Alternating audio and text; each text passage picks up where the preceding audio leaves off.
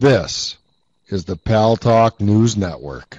The views expressed are solely those of the speaker and not necessarily those of Paltalk.com, AVM Software, or its advertisers.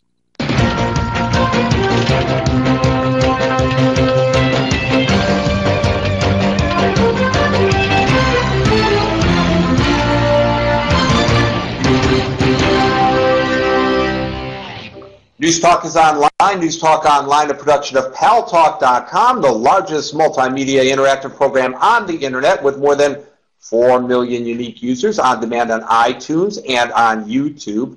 And on my blog, GaryBaumgarten.com, where you're encouraged to post your comments, whether you agree with yours truly or not.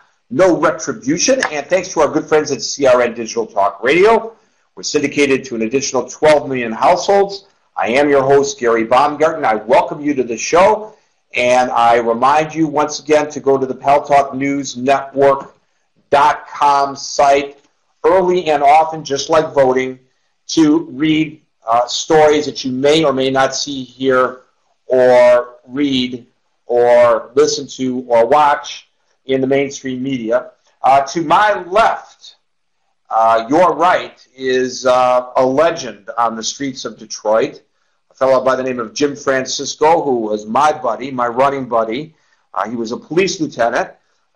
We handled a lot of capers in our day, Jim. And, you know, your daughter, who is a police officer, said to me the other day, you know, Gary, today you would never find this kind of a relationship between a police officer and a reporter.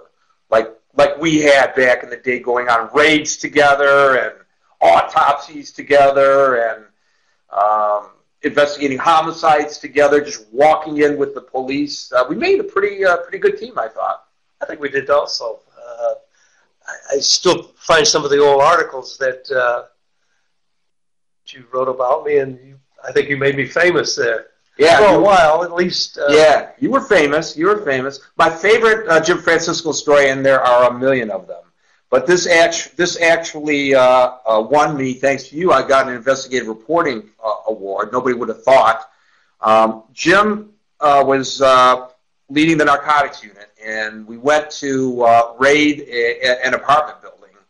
The apartment building was abandoned, but there were probably 8 different apartments in that building where they were dealing drugs, and it was sort of like going to the mall, and you could go comparison shop, right? And I remember they ran electricity from the building next door into each of these places so that they could have electricity.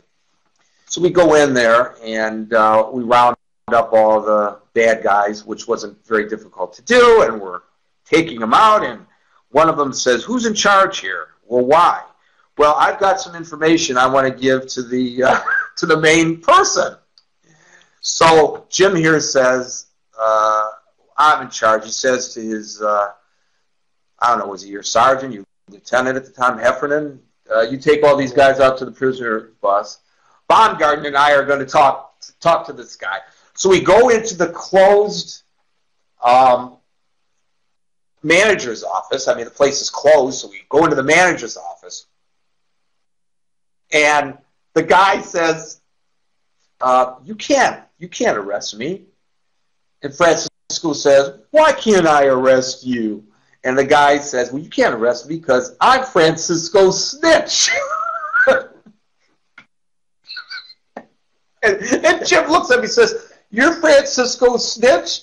And the guy says, yeah, I'm Francisco Snitch. Francisco says, tell me something. What does this guy Francisco look like anyway? He had heard that you were the man, and he thought that if he told the cops that he was your snitch, you'd let him go. He'd get off. That didn't work. No, it didn't work. And how I ended up getting an investigative reporting award for all that is there on the floor were direct vendor payment checks that had been mailed to the owner of that apartment building from the Department of Social Services, paying them for renting apartments to indigent people when obviously they were not. So once I saw that, I investigated that and ended up busting this lady, the landlord, the owner, and I got a big award. I wouldn't have gotten the award if Jim hadn't invited me to go along on the raid. That was a lot of fun.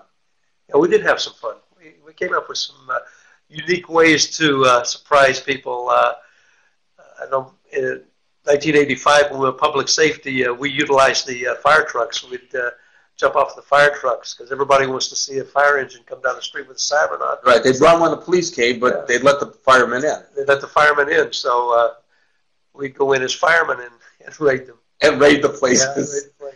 Well, I won't tell all your secrets, but one of the fun things that Jim did, and might have been a little pushing the line of legality, when he would chain the prisoners up, and all the little kids were standing out there watching, and march them up to the prisoner van, and as they walked out to the prisoner van, they had to shuffle along and say, "No hope with dope, no hope with dope."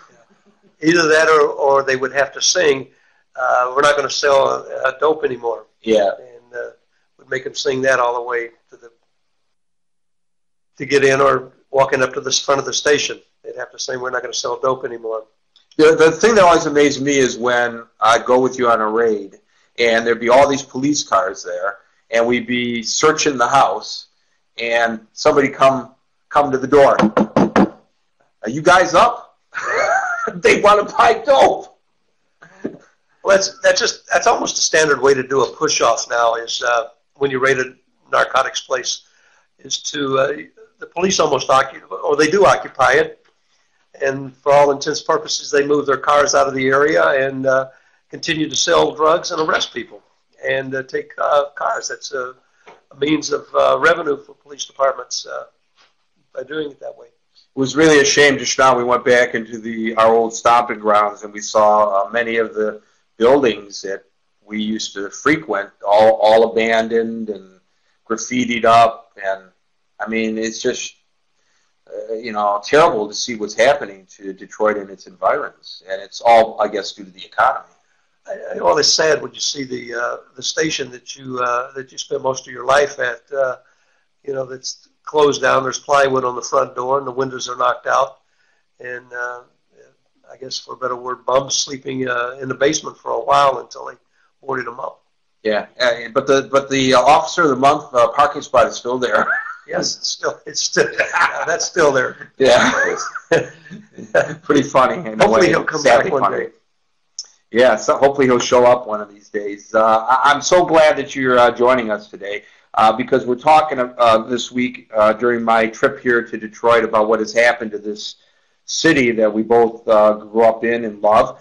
And I've got two videos that I want to share with you today, my audience. The first one is a demonstration in front of DTE Energy. DTE Energy is the parent company of Detroit Edison, which provides electricity, and Michigan Consolidated Gas, which delivers heating to people in Detroit.